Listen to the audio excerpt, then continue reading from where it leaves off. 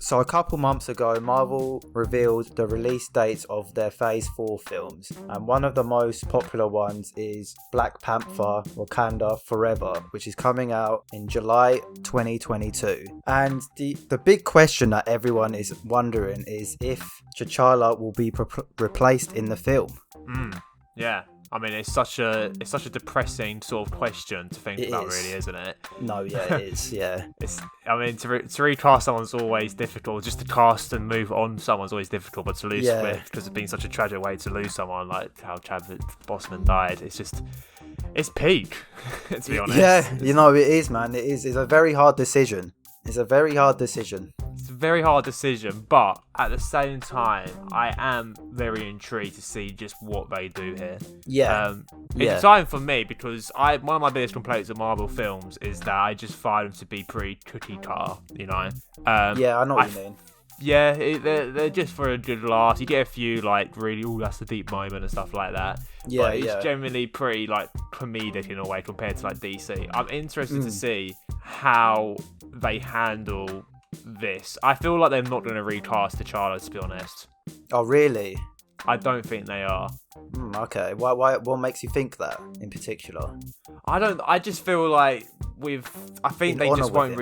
Yeah, I think so. Yeah. I think they'd let the role just go because it's not like back when they recasted what's his face. No, not even. Yeah, and Hulk. That's another example. And the Iron Man Patriot guy. Oh yeah.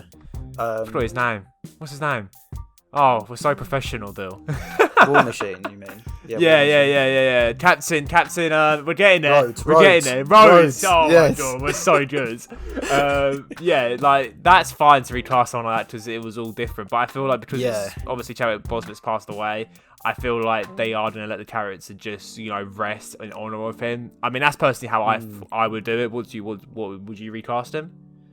I think I would, man. I think it's such really? a big... Yeah, I think it's such a big role that if you don't even have the character at all, I think it's such a wasted potential in the later Black Panther films and just the future of the Marvel Universe. And I feel like you can't... Any other replacement you have for that character, I feel like those characters won't excel for those roles that we're doing before. So everyone was talking about Shuri. She's the princess and the sibling of T'Challa. But like if she's now Black Panther, she's not going to be involved in tech anymore, and I feel like that's away from her character as well. Yeah. I it's interesting. I just see at the same time you say that it all makes sense, but I just think because it's such a weird bit of circumstances here, I just can't really see an actor saying, I'm going to take over as T'Challa. Really. I don't know if it's me. I feel like people would just respect how Chadwick portrayed the character and just leave it as one of those what ifs. He could continue the character. I feel like they're going to go different. I don't know. I'm not really a fan of Shuri becoming the Black Panther. I think it's way too early for her character. Yeah, I agree as well, actually. Especially how she's portrayed as being really young and sort of not naive, because obviously she's really smart, but I just couldn't see her become... I mean, if T'Challa had beef becoming the king and he was much more suited to become king, what was everyone going to make of her becoming the queen of Black Panther at such a young age, right. You are right, Yeah, so from a story point of view, I can't see her making a lot of sense. We mentioned in the live stream that it was a bit stupid for Disney to kill off Killmonger because I feel like Michael B. Jordan would have absolutely jumped to the chance to return as that character and to really carry on that torch that T'Challa set. Yeah, it's a good retribution arc for his character, almost like when Loki shifted as well. Yeah, I agree. Yeah, exactly. I feel like it would have been perfect, but you know what freaking Marvel and Disney are like when it comes to their villains. They never have anything for them, so they need to kill them off. I know.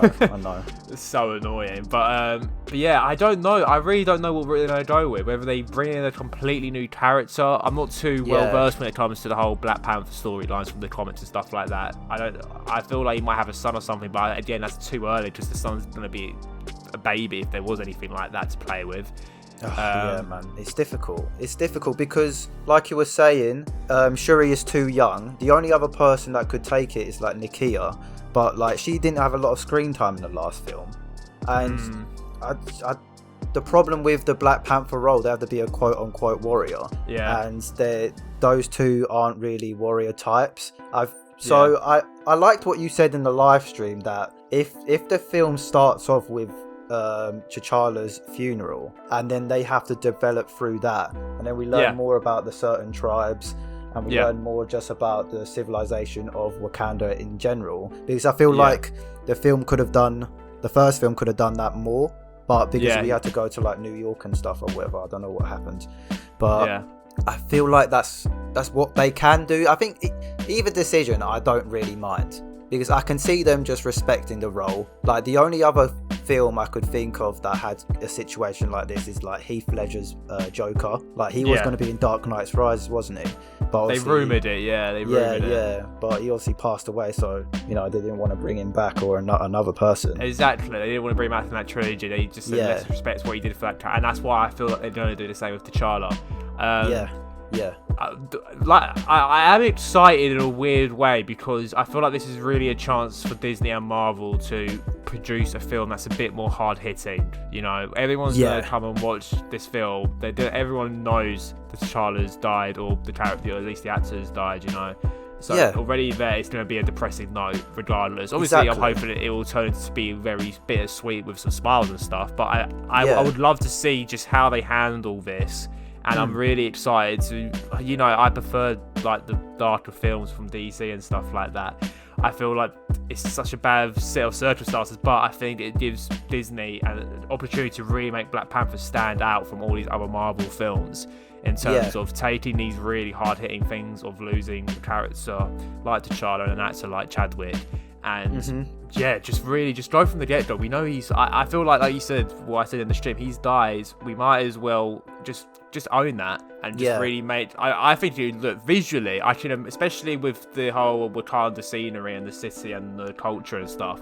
Visually, I think it would look epic if you were to start like the first sequence of like the film like in some sort of like grand funeral or something like that, and I think that'd be a perfect way to just sort of pay respects like that. Can you imagine what it would look like visually as well? I know, it will look great, especially with the music as well. I thought the score for the first film was fantastic, and you made a great point that a lot of the Marvel films are really whimsical, and it doesn't feel like there's a lot of threat.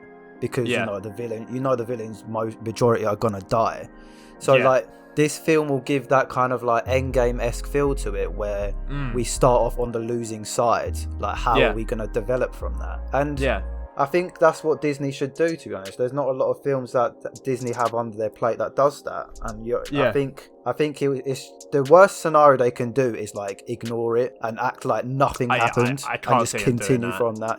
There's no way. I think that would be so stupid, and I don't think they will. No. I don't think they will. I think they're going to go down the route that the character has died somehow in this, and they probably will try and build off it from there. Personally, that's how I think I would like to see this play out. I don't want to see an existing character get put into the role as the Black Panther, just because of the last two films. No one's set up to, and that would just feel forced. And I don't know about you. I don't think I'd enjoy seeing Shuri, for example, get put into Black Panther, and the whole film being, is she good enough to be the Black Panther? I feel like that's just so cliche at this point. They're sort of doing that with Spider-Man and Iron Man, if he can fill Tony Stark's shoes, you know. And even that was more planned out than obviously this circumstances. So I feel like a new character coming in to take over would be probably the best. Or if they revive Killmonger, if you don't revive dead characters left and right, why not just get Michael B. Jordan back in? I think he'd do justice for this franchise. So I'm intrigued. It's sad, but I am intrigued to see just how they play this. I'm very intrigued. I wasn't really a great fan of the first Black Panther film. It was alright. It was a good film. It was alright.